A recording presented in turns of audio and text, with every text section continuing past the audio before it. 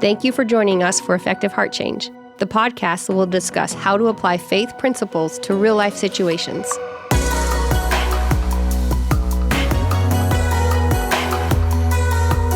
This is Effective Heart Change. Well, it is good to be here with Effective Heart Change. It's been a while, Dale. It's time flies when you're having a vacation.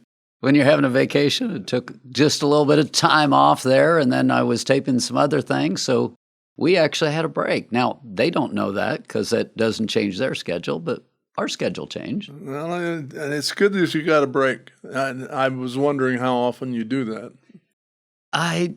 Well, even when I take a break, I tend to write and do things like that. So it's a different environment, though. Different environment, maybe not enough, but it's good. I actually get recharged from being able to think, imagine that, and create and be in that world. It actually is fun for me. Well, welcome back. Well, thank you. This whole series is a tag team to the last series, which was the Spiritual Foundations, Step by Step. And it's a tag team in that we're not able to receive to some extent until those foundations are in place. And this series, this particular session is really going to highlight that at a higher level. And you start at the exact same place that we did with the Step-by-Step Foundation series, except we're going to look at it from the receiving point of view, and that's safe. If a person doesn't feel safe, if there's not that layer in place, it's virtually impossible for that person to look at another person, listen to another person, interact in a way that they're going to be receiving. It's interesting that as we've gone through these spiritual musts, I'm very much more aware of them, and I see them in action all the time. And I think of people that I know and come in contact with who don't evidence a spiritual side and fear that not being safe is almost universal.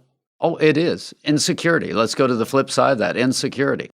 People who are insecurity, how much are they able to receive? Even if you try to dump some life, I mean, you're trying to compliment them. You're trying to just build them up, et cetera. It's like there's a shadow box going on. It's like, no, I can't receive that.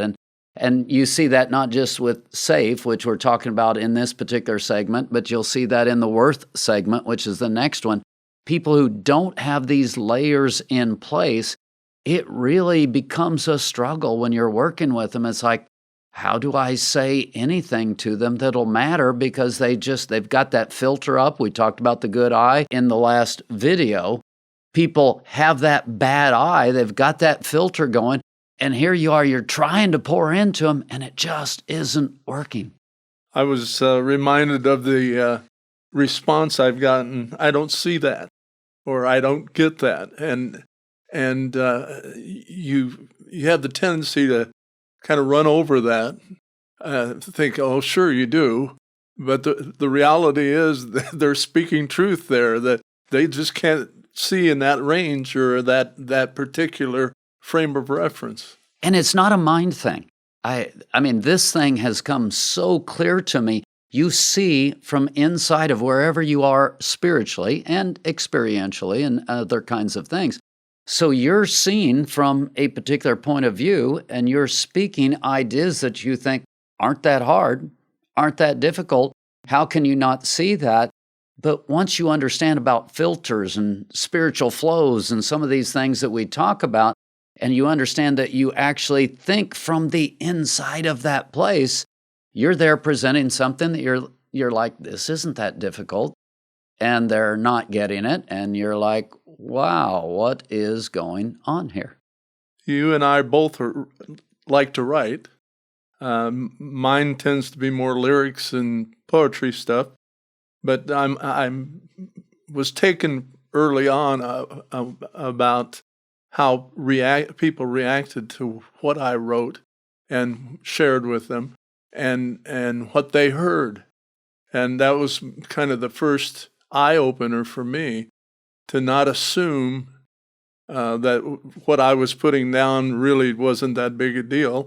It was a big deal because it was an expression of myself, but the way someone received it, there was no guarantee on it. They might not like it. They might see it for something completely different than I intended.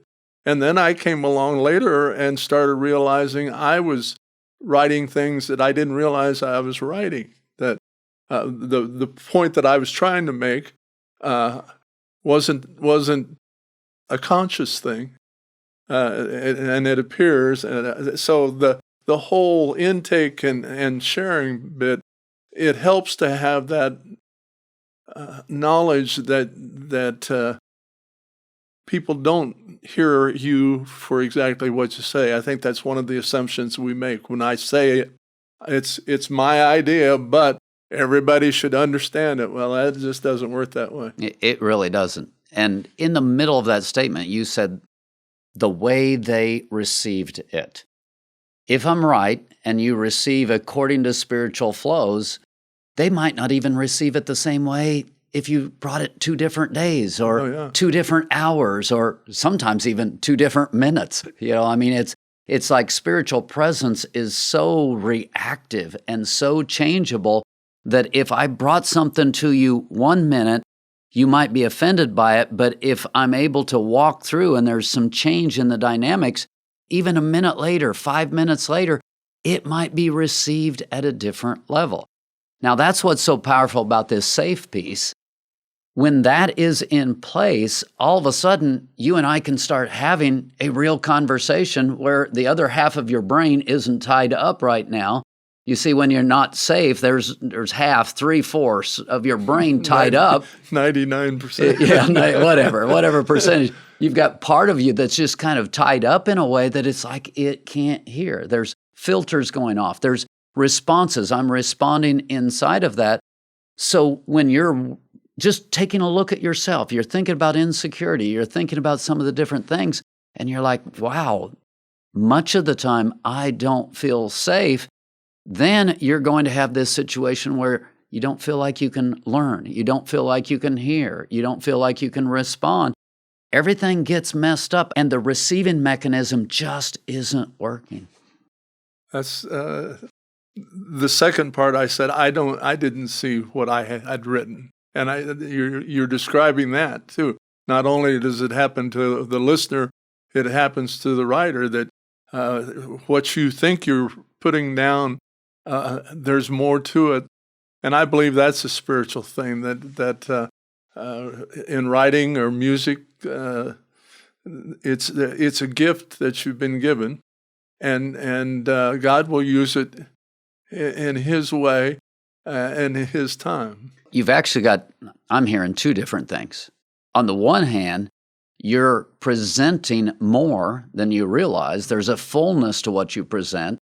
And it's kind of neat that as other people are listening, they're bringing out those aspects. And so it's like, wow, this is pretty neat. And think about how that makes you feel about you, which we'll jump into in the next segment. So that's one part of it. But the other part of it is they might actually be reading into it something that just completely is not there because of where they are at a particular moment. I agree with that, absolutely. And I've seen that happen as well. So the spiritual dynamics, and the first one that we've talked about a little bit is safe, going back to the step-by-step series, are huge. Getting those healthy, getting those in a good place. When you're working with someone, bringing hopefully something that will bring peace, will bring safe, it's huge in being able to communicate, huge in being able to hand off life or receive life. Let's pay closer attention to that. We'll analyze it a little bit with some questions, and then we'll continue.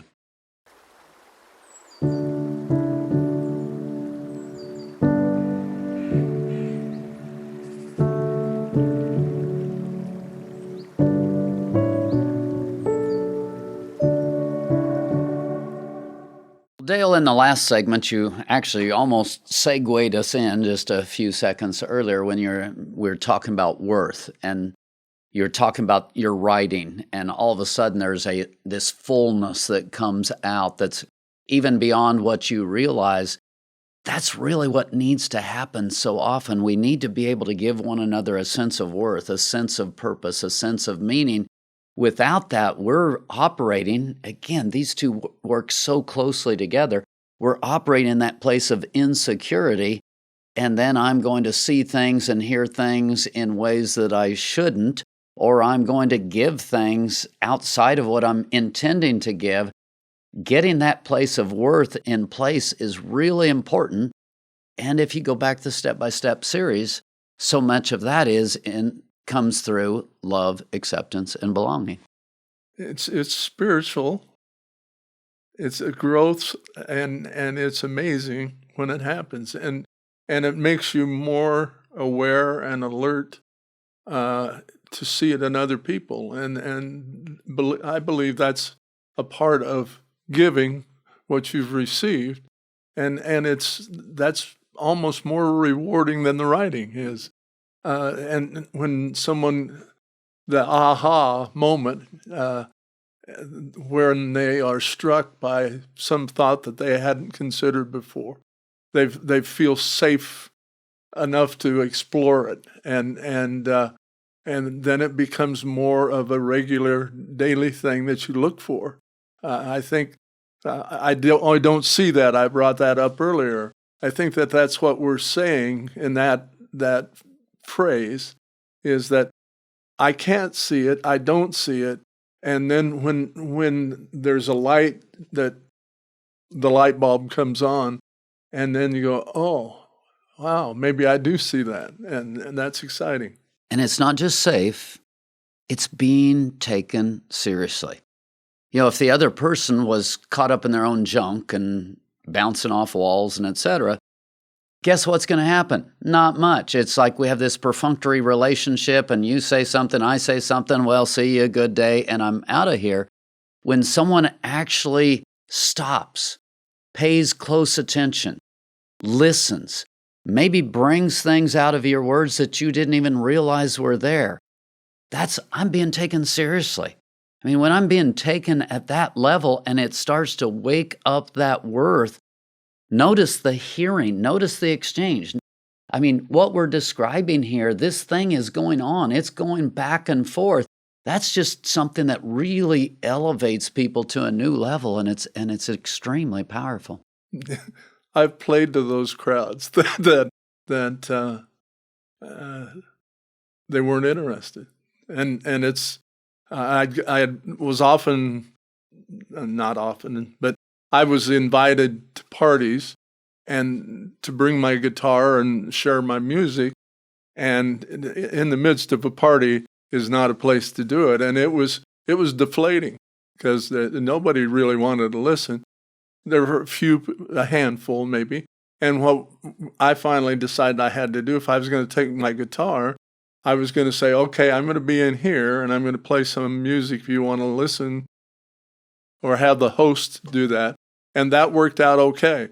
But to play to a bunch of blank faces or drunks wasn't my idea of a good time. You're not the total narcissist that is able to just kind of imagine that even though they're all talking and ignoring me and going on with their world, they really are listening to me. They really are enjoying me. You couldn't play to that. No, that I was thing. not. I'm not a good actor, I guess.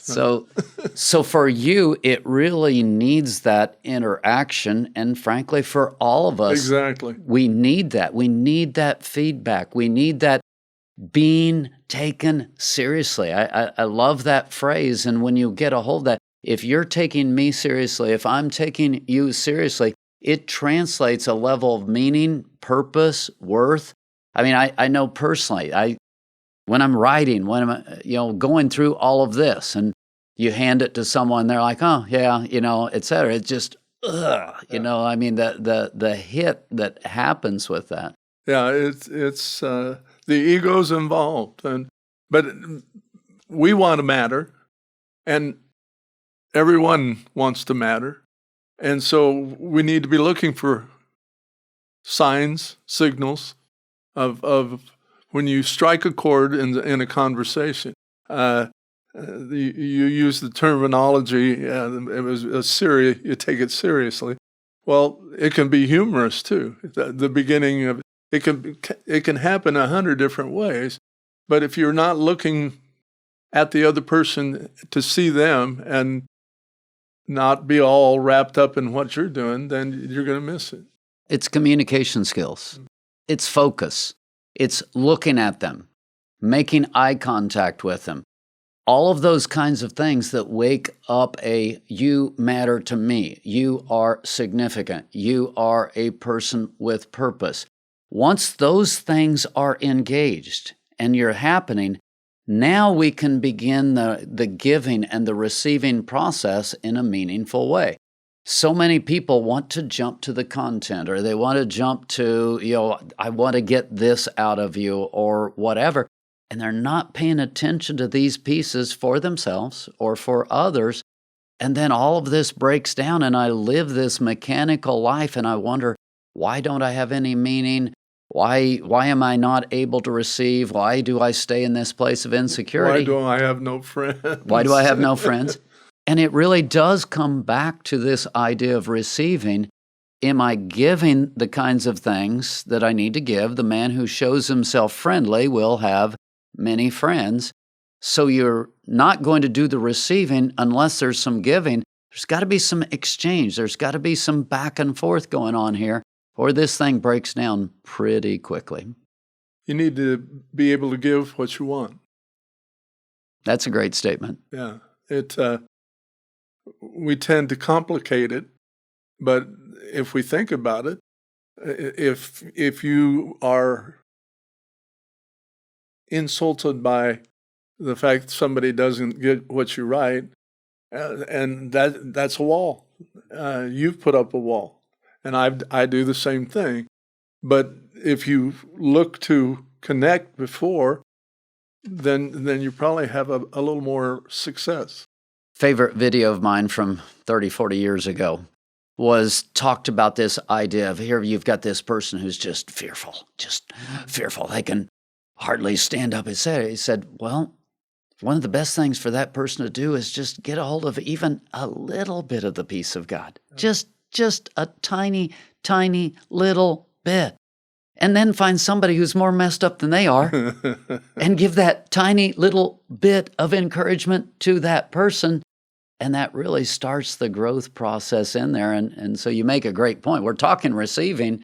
Sometimes the receiving is actually in the giving, which is a powerful concept in and of itself. If you don't have giving, there's nothing to receive. There's nothing going on. It is an exchange, which actually jumps us into the next segments. So let's pause, reflect a moment, and then we'll continue.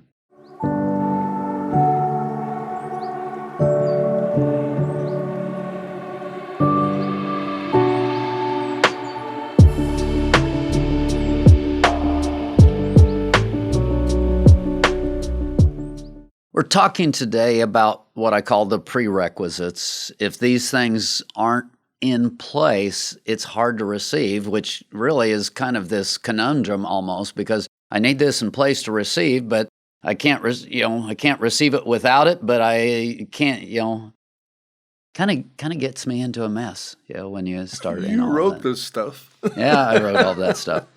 But I mean, it's like I need it in place first, then I can start receiving, but I need to receive in order to get it in place.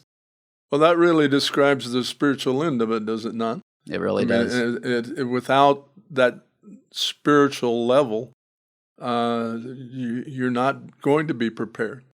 And all your effort to deal with fear and everything else is not going to be successful in the way that God intended it.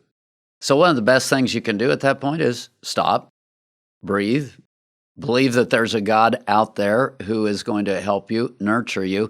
And the piece that I want to talk about in this segment is confidence. If you go back to the third layer of development from the step-by-step, it's covered, but what comes out of that? When you believe that there's a God there, when you had a mom and dad who actually covered you, protected you, nurtured you, helped grow you, that builds this thing called faith. So now I have a confidence to do life, well, if I don't have some level of confidence to put myself out there, where we ended in the last segment, I'm not giving, I'm not going to be receiving. I've got to develop this confidence to do life, or it really breaks down in a hurry.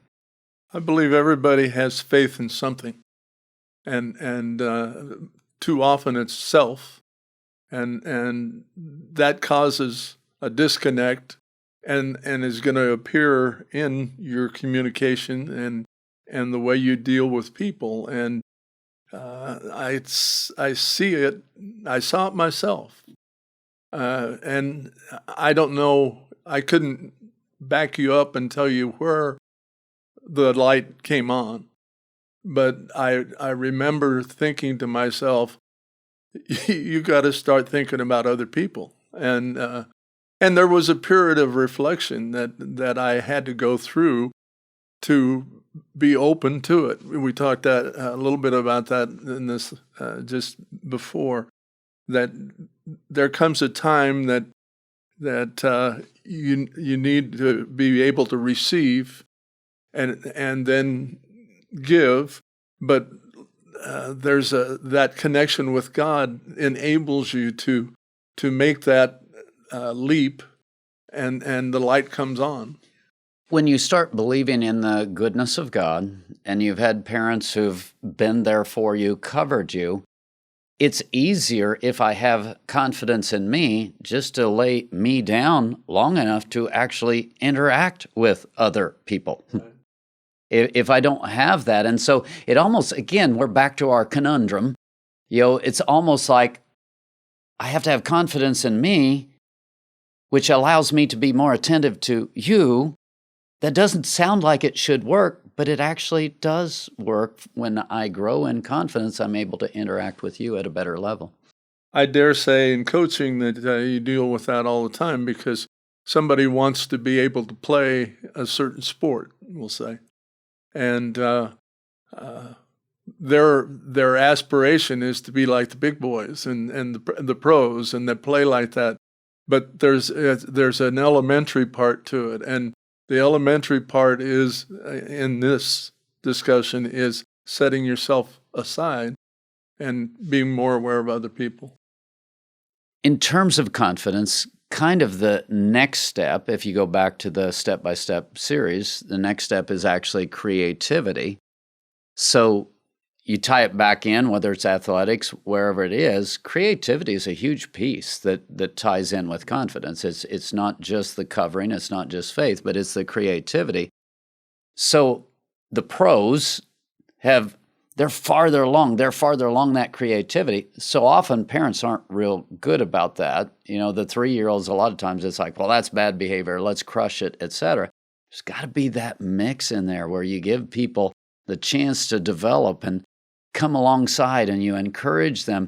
You've got to do that hopefully in a way that builds confidence, because if that confidence gets destroyed at that creativity layer, when I'm beginning to develop some of that uniqueness, that's not good. And that, again, shuts down the receiving, because back to, I'm struggling with worth. Then when I'm struggling with worth, I'm not feeling safe. I mean, all of this, you really can't divide it out. Right. It all becomes one package, but yet it's helpful to talk about it like this. I was reminded, as you were talking about the creativity, I used to watch a painting show. It was William Alexander. Bob Ross was a student of his, and he has more fame now. But William Alexander was a German guy, and his favorite expression is, "You be the creator." And I believe that's we're in the image of God. And I believe that creativity is a gift that God gives every one of us, that we have a certain place, a talent, an expression that we have been given, and our delight in life is answering that call. What's interesting, insecure people will try to make you conform. And a lot of times, as you go on through the stages, that's one of the things. I'm starting to play to my crowds, and I want my peers to love me, and so I've got all of that going on. I've got this huge challenge between me being me so that I feel good about me, and I want other people to respond to me. You've got those two things, and they're really fighting against each other, and there's this tension, but I need to get that confidence in place. I need to get that creativity in place, and yet do it in a way that is under God, that actually cares about the good of the whole. You've got to bring those pieces together in the right mix. It is a mix, and it requires giving and taking, and sometimes we just get wrapped up in ourselves. Sometimes we get wrapped up in somebody else, and it's no healthier doing that. So this whole segment, we've been talking about confidence. If I don't have some of that confidence in place, then I'm going to be insecure. You're trying to give to me. I'm trying to stand up for myself, trying to be good in and of myself. I mean, we've got this thing going back and forth, and it just isn't working very well. And then you end up with what I would call blockages to the receiving. So I'm just not able to relax, be a human being, flow with people. When you recognize people in that zone, go back, encourage the worth, encourage the purpose, encourage the uniqueness, work with those kinds of pieces, get the spiritual dynamic more in place, and all of a sudden the giving and receiving begins to work better. Let's, again, take a look back, and then we will continue.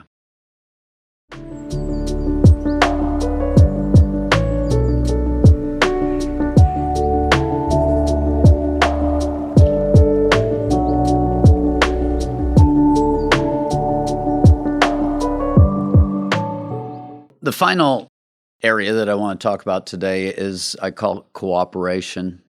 And if you've been hearing what we've been saying, we've kind of been dancing in and out of that all the way through, because receiving is this joint thing. It's not me in a unilateral way sitting and going, okay, feed me, fill me. It's not me giving to you. What flows through you sticks to you, and you can't give away what you don't have, a lot of different things. There's a part of this that has to happen by me giving out. There's a part of it that has to happen by me drinking in. So you have both aspects going on. But I love that word cooperation. It's got to be in place for the receiving thing to work in your life. You used the word dance early in that, and that's a great expression of what you're doing. I've been to parties where everybody seemed to be dancing alone, which never made any sense. I went to college out in Oregon, and one of the first classes I had to take was social dance. And being a good Baptist growing up, I didn't dance much, but I fell in love with it because it was a way of expressing yourself physically, but it was also a partnership. And this is what we're talking about, is partnership. And so may I have this dance? That might be something that you can run through your head and think, that to get to dance, I need a partner. And the first partnership, obviously, is with God. We don't think about that. That's part of why, going back to it's personal, where we talked about, here's the spiritual realm, and you're in this zone where you have thoughts and you don't necessarily think about those thoughts being influenced by God or guided by God. Part of the cooperation is just recognizing the dynamics, recognizing what's yours, recognizing what's mine, recognizing what's God's, seeing the different influences, and giving credit. That's so powerful. I love the one-liner, it's always about their accomplishments. You want to be a good leader? Don't make it about you. Make it about them. It's always about their accomplishments. That's just incredibly powerful in this idea of cooperation. I had a boss that taught me a really valuable thing about that expression. He said, never tear into someone to even improve them, but if they're not doing the job, compliment them first. Say something nice about them, and then they'll be listening. And it's a technique, but it makes perfect sense. If it's a technique and only a technique, chances are somewhere in there the message doesn't get across where it needs to be. But if you're able to complement them, and not just flattery, not just the empty stuff, but if you're genuinely able to complement them, you see some value. You see some worth. So your frustration with what's not being done right doesn't come because you're down on them, because you're thinking negatively toward them, but it's genuine and it's real. And when that compliment is given that's genuine and real, it wakes something up. It changes the spiritual dynamic to where the person actually can hear. And yeah, that's not just technique. When I said that, I'm thinking, now that'll sound like I'm just setting them up and then I'm going to lower the boom. Well, in a sense, I am. But if it isn't a genuine, then don't share it. Well, to me, that goes back to the passage of don't cast your pearls before swine. And when I really studied that out, I'm like, so who is a swine here? Who is the dog here? And my conclusion was that a swine basically is someone, it's in my eyes. So if that's how I'm looking at you, I'm not going to get a good response back. And you get that by if you look at the Jews and you look at dogs and you look at et cetera.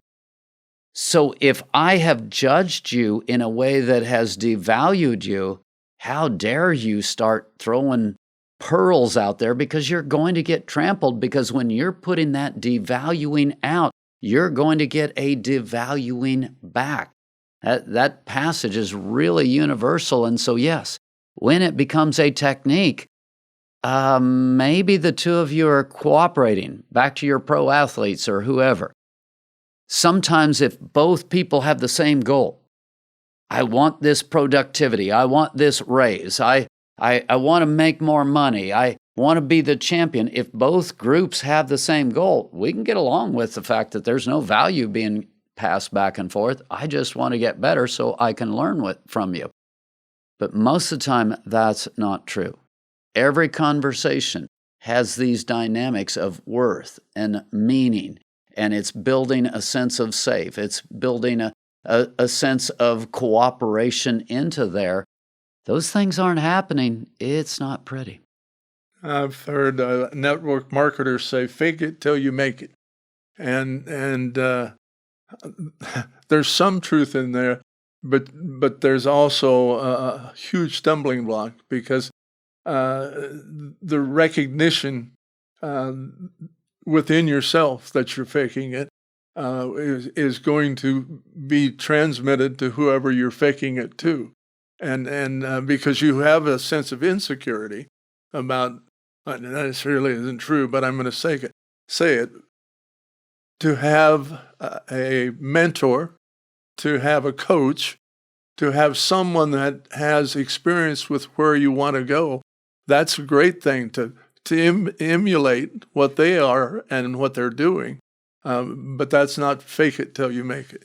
Unfortunately, the fake it till you make it tends to work best for manipulators and controllers, because if that's who they are, in a sense they're faking it, but in a sense they're being genuine, and they're starting to see people, read people, and really move the buttons around.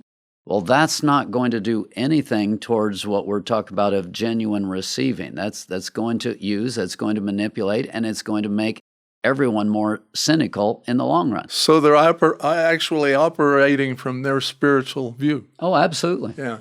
And they're getting better at it as they go. And in a very cynical way, they're breaking this whole process down. They're stealing worth at that point. They're definitely creating an unsafe environment. The next person that comes around and tries to sell them, guess what happens? We're not in a genuine area anymore. We're in a manipulation zone.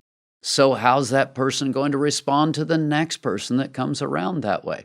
So yes, it does work as a quote-unquote technique, but we're talking about genuine receiving here. We're talking about drinking in the life of God, and we don't want the fakes. We don't want the breakdowns. We want the things that build safe. We want the things that build worth. We want the things that build confidence. And what we really want in the end is the things that build cooperation. If you've got those dynamics going in a situation, it starts to be healthy and it starts to work in some really cool ways. I hope that you've enjoyed the discussion. We're trying to give you some really practical language in terms of how do I get into a place where I'm giving, I'm receiving, I'm growing, I'm stepping into a better place. Hopefully this language is helping you with that, and we'll see you next time on Effective Heart Change.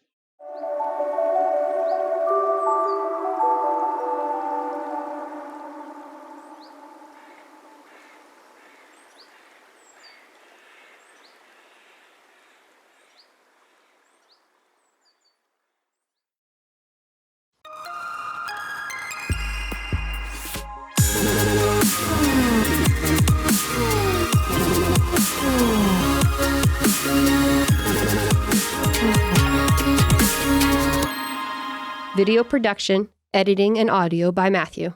Set design and setup by Ashley. Content recorded live at Studio 104.